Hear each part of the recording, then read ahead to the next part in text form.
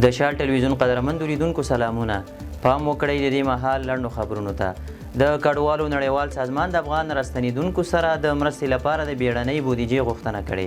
یاد بنسټ د یوې خبرپاڼې په خبرولو سره ویلي د افغان راستنیدونکو کډوالو اوسنی وضعیت ته په کتو افغانستان ته د ستنیدونکو له لویې څپې سره مخ دی او پکار ده چې نړیوال سازمانونه خپلې بیړنۍ مرستې اعلان کړي. د یاد سازمان د مسؤلینو په وینا چې د نړیوالو له بیړنۍ مرستې پرته به شته اسانتیاوې له منځه لاړې شي او میلیونونو کسانو ژوند به له ګواښ سره مخ شي. د معلوماتو له مخې افغانستان ته د 2023 کال سپټمبر میاشتې راپدې خوا له ایران او پاکستان څخه له 4 میلیونو ډېر افغان کډوال راستانه شو چې له دې ډلې یوازې په 2025 کال کې 1.5 میلیونه افغان کډوال راستانه شوي دي. اسلام آباد ته د امیر خان متقي د سفر کره نیټه لا څرګنده نه ده. د پاکستان بهرنیو چارو وزارت ویان شفقت علي خان وایي چې اسلام آباد ته د طالبانو حکومت د بهرنیو چارو وزیر مولوي امیر خان متقي د سفر پر نیټې لا تر اوسه هوکړه نه ده شوې. هغه د یو خبریال له پوښتنې په ځواب کې چې آیا ملګرو ملتونو اسلام آباد ته د امیر خان متقي د سفر په تړاو د پاکستان غوښتنه رد کړې وویل د نوموړي د سفر د لغوه کېدو او یا هم ځنډول کېدو په تړاو هیڅ پوښتنه نه رامنځته کیږي ځکه لا تر اوسه په رسمي توګه د سفر پر نیټې توافق نه دی شوی خو کار پرې روان دی.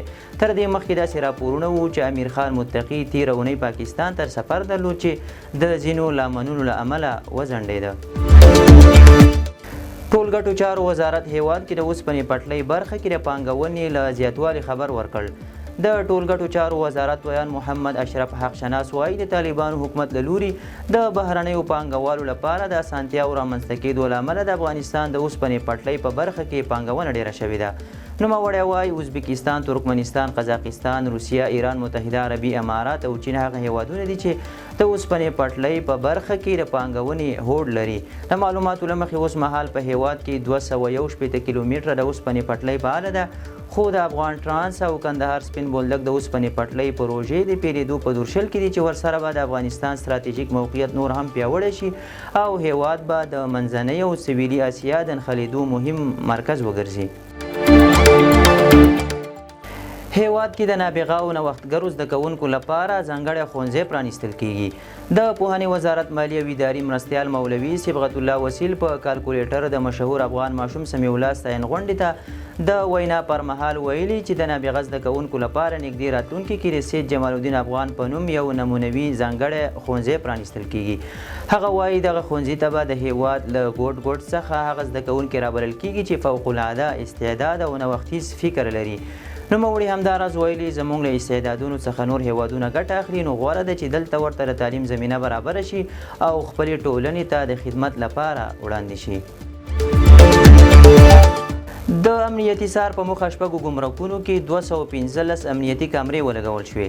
مالیې وزارت په یوه اعلامیه کې ویلي چې د امنیت ټینګښت او ګمرکي سرغړونو څخه د مخنیوي په موخه یې د هیواد شپږ مهم ګمرکونه په 215 امنیتي کامرو سمبال کړل. د امنیتي کامرې په تورخم، ډنډې پټان، خوست، غلام خان، نیمروز او د ګمرکونو عمومي ریاست لابراتوار څانګه کې لګول شوي دي.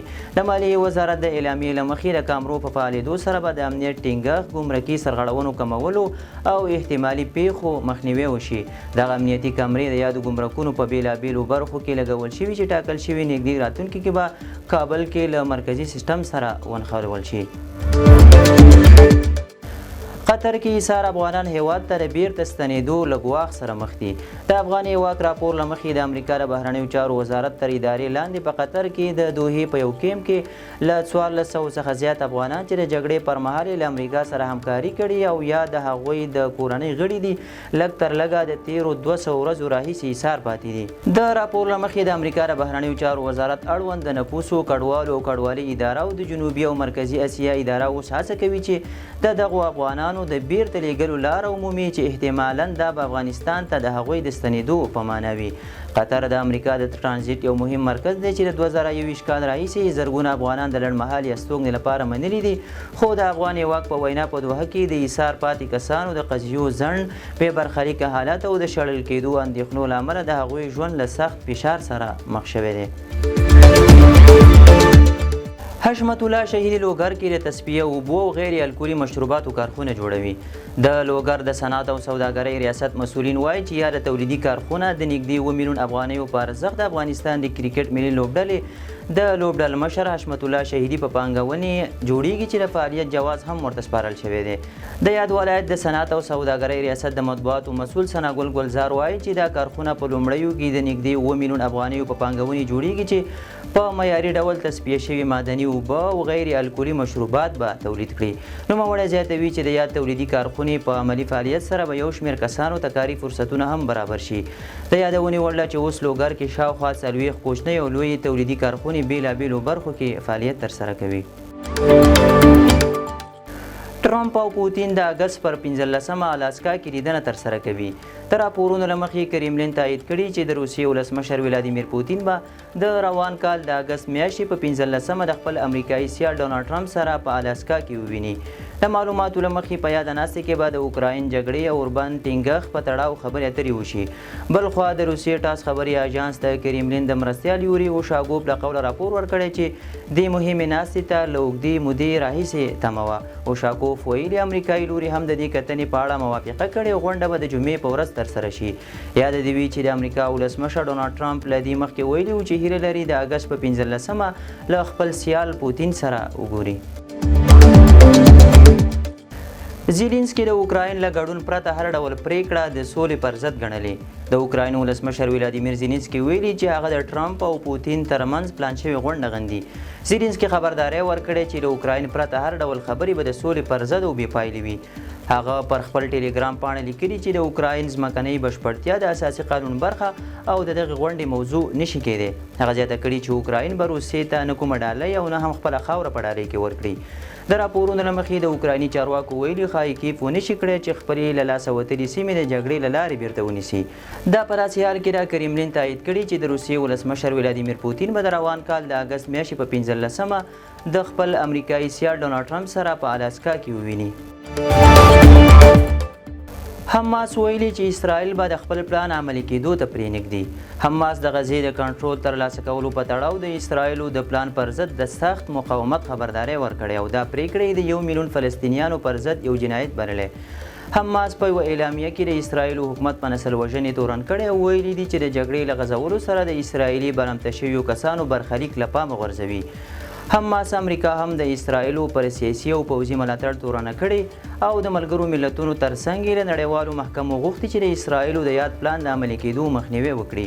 د اسرائیل امنیتي کابینې په غزه کې د پراخو عملیاتو او همدارد د غزې د لاندې کولو طرحه تصویب کړې وه، خو له پراخو نړیوالو غبرګونونو وروسته د اسرائیل لومړي وزیر نتنیاهو ویلي چې غزه نه نیسي بلکې د حماس له ولکې یې آزادوي. ټرمپ د آذربایجان او ارمنستان ترمنځ د سولې تړون اعلان کړ. د امریکا ولسمشر ډونالډ ټرمپ اعلان کړی چې آذربایجان او ارمنستان د بشپړ اوربند تړون لاسلیک کړی. دغه تړون د امریکا ولسمشر ډونالډ ټرمپ په حضور کې د آذربایجان ولسمشر الهام الیف او د ارمنستان لومړي وزیر نیکول باشینیان ترمنځ په سپینه ماڼۍ کې لاسلیک شو. ټرمپ ویلي امریکا به له آذربایجان سره د پوځي همکاریو بندیزونه لرې کړي او له دواړو هیوادونو سره به د مصنوعي ځیرکتیا تړونونه وکړي.